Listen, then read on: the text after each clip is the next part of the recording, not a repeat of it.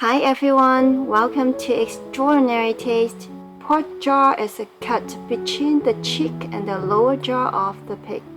Depending on how it's cooked, the meat has a firmer, springy texture when grilled, baked, or pan-fried it, and a tender, juicy texture when slow cooked due to its muscle structure and fat content. One side is covered with a layer of fat. You can trim it off, but keeping it on will add a delightful mix of textures. Today, I'm going to pan fry and bake it so you can see which method works best for you, along with a Thai dipping sauce. Let's get started. We're now going to marinate the meat with the Thai twist. Trim off the lemongrass root and throw away the outer layers that are dry or damaged. Also cut off the leafy part of the end. Wash thoroughly to remove the dirt on the leaves. Coarsely chop everything up. Drop them in a blender. Pour in the fish sauce and blend everything up. This breaks the lemongrass fibers, which helps release its essential oils and aroma, making it easier to infuse into the meat. I mentioned earlier that I'm going to pan fry and bake them, so I'm preparing 2 pounds of pork jaw. The recipe calls for just 1 pound. Poke the meat with a few toothpicks for faster and deeper marinade absorption. Massage the lemongrass sauce onto both sides. Marinate for at least a few hours or preferably overnight. Meanwhile, we can prepare the sauce Nan Jin Jiao. The salty, spicy, and acidic flavor combined with the toasted rice aroma and fresh herbs in this sauce perfectly complements the rich fattiness of the pork jaw.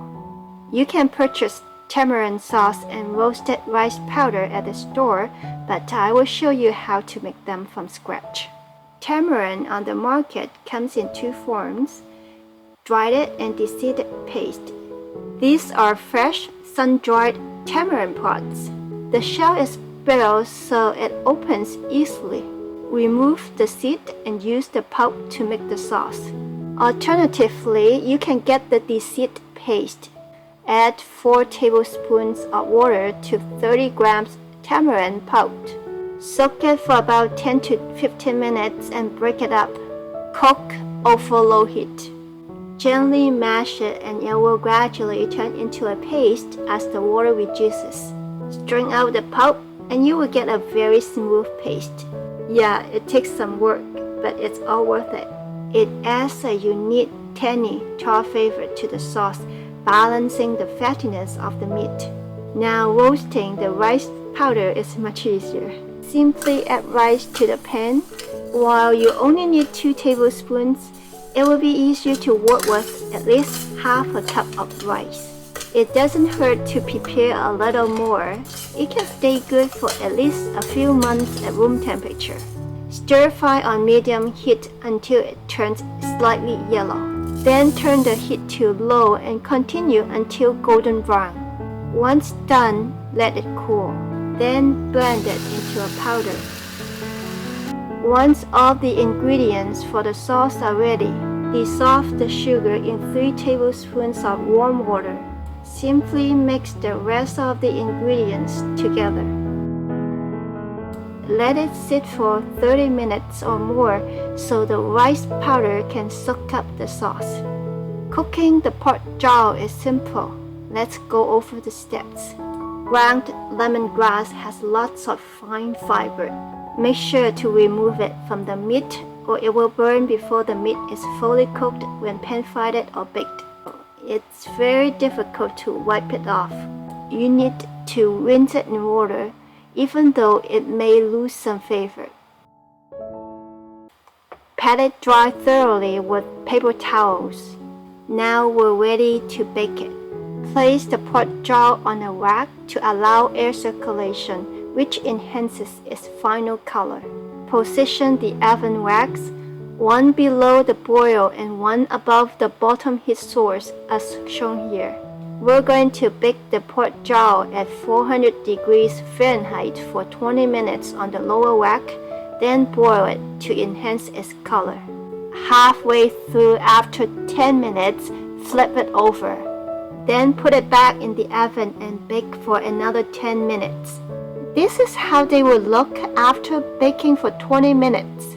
Then transfer it to the top rack and boil it for a few minutes to intensify its color. Keep a close watch as it can get charred in the blink of an eye. Then boil the other side for another few minutes until you achieve the desired color. The fatty side usually develops a more vibrant color and should be served facing up. Now I will show you how to pan fry it. Add about 1 tablespoon of oil to the pan. Place the fatty side down to render some fat first. Pan frying takes a little more skill in controlling the heat. However, the cooking time is shorter, taking about 8 to 10 minutes over medium heat. Flip the side every 1 to 2 minutes to ensure even browning. The pork jaw curves slightly while cooking, causing the edges to become more charred. But don't worry, it can be scraped off with a knife. Baking is definitely easier to manage than pan frying, especially for beginners. The pork jaw is relatively thin, so angle your knife to slice. This technique makes the meat look larger. Pan frying also results in a crispier exterior, but very subtle differences in texture and flavor. Because the fat around the connective tissues hasn't fully rendered in either cooking method, the meat is slightly chewy and stringy, creating a springy texture. The meat is succulent and pairs wonderfully with the tangy, salty, and aromatic flavors of the Thai dipping sauce. Thank you for watching. I will see you next time.